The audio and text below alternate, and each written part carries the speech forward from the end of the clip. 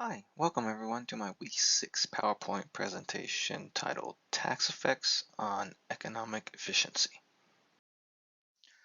Now, public goods are generally service-based and requires revenue that's generated mainly by property tax, sales tax, and income tax. Now, the question with taxes on economic efficiency for this week is when government intervenes, does the intervention affect efficiency? And this week and in this presentation, we'll focus on taxes and consumption. Well, the answer to that question is yes. Any tax affects behavior on what we do, how we do it, or even how we consume it. That works across the board with the education or type of education we use, or even the level of education, the places where we work, and even the hiring practices of an organization. So then the next main question would be how much distortion do these taxes have on consumption? Now, property tax is considered price uh, inelastic because generally people do pay it. It's very passive.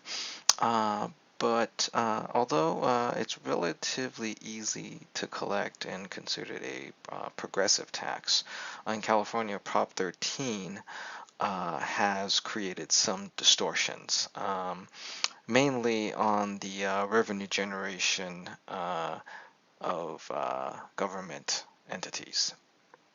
Uh, Prior to that, there was no cap on property tax, and so cities or counties can sort of adjust the tax percentage based off of the economy or what's needed. But after Prop 13, as everyone knows, it's capped at 1%. And so, in comparison, newer cities have it worse because they are capped right away versus older cities prior to Prop 13 had time to adjust. And so that creates sort of a revenue shortage with a lot of cities. And so cities have resorted to additional taxes, additional local sales tax, which we'll cover in the next slide, and measures to cover services or education in local school districts. And so that affects consumption in itself for individuals because it affects their wages and their buying power of other things. Now, with sales tax, it's considered regressive, whereas poorer individuals get affected more heavily just based off of their income and ability to buy. Higher wages or higher income earners are able to weather the additional tax versus poorer individuals. So that affects consumption of that good and other goods. However, Prop 13 has basically sort of changed the revenue source for local government, and so a lot of local government relies heavily on retail sales tax. But the distortions are there with consumption, and if sales tax are high, that also can affect the equilibrium, where less consumption of a product would result in sort of um, lower production of the good, and then lower production of a good will in turn require higher costs to make up for the margins for private companies.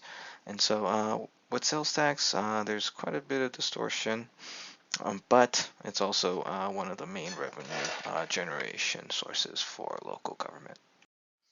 Now, the third source of revenue for government is income tax.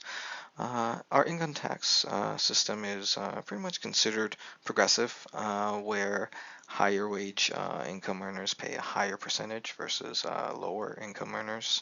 However, there could be distortions there where higher income earners have more knowledge and more access to tax deferrals where they end up paying less amount than poor individuals, and so that also affects consumption.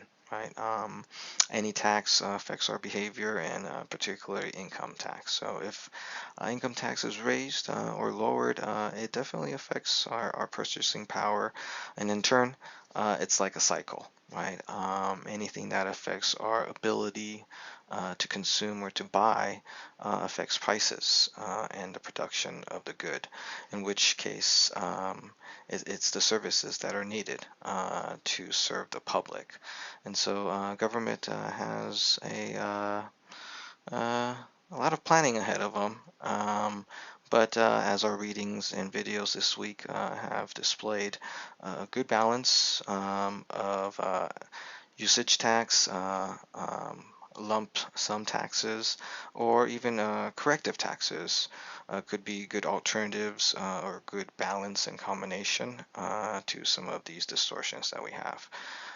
Well, that's the end of my presentation, and I hope to hear from everybody, and I'll see everybody next week.